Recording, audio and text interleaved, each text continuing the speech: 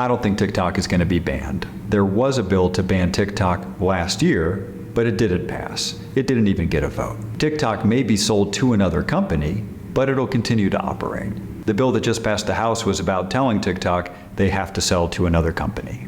It hasn't passed the Senate, and I don't know if it will. If it does, TikTok will be sold for billions of dollars and will continue to operate. Okay, but why? Why tell them they have to sell? The bottom line is there's a serious concern that the Chinese government can influence what you see on your For You page. They can tweak the algorithm in ways that may be helpful to them and harmful to us. It looks like they've done this around certain political subjects, and they have the potential to do much more. There is also a concern about them having access to your data, but frankly, that applies to all social media companies. They are all sucking up your data. But what those other social media companies don't have is an adversarial government that can influence the algorithm to manipulate the content you're shown in ways that will help them politically. That's a difference, and it's a big one. TikTok is owned by a company based in China, and China has a national security law that gives its intelligence services a lot of power.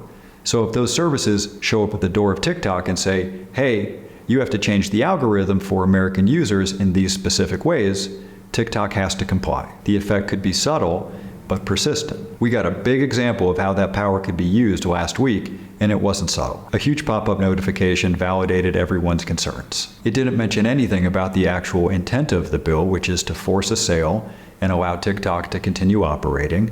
It just mischaracterized the bill and then told everyone to take political action based on that mischaracterization. I'm amazed someone thought this was a good idea, but it proved the concern isn't hypothetical, it's real. They will misinform people on a huge scale and then use that to manipulate political behavior. Letting that power stay in the hands of an adversarial government, which China definitely is inviting them to use that power. I know a lot of you have seen some members of Congress be deeply uninformed about this because they don't use TikTok and they don't care. But I do use it, and I think we can solve this problem and keep marching on.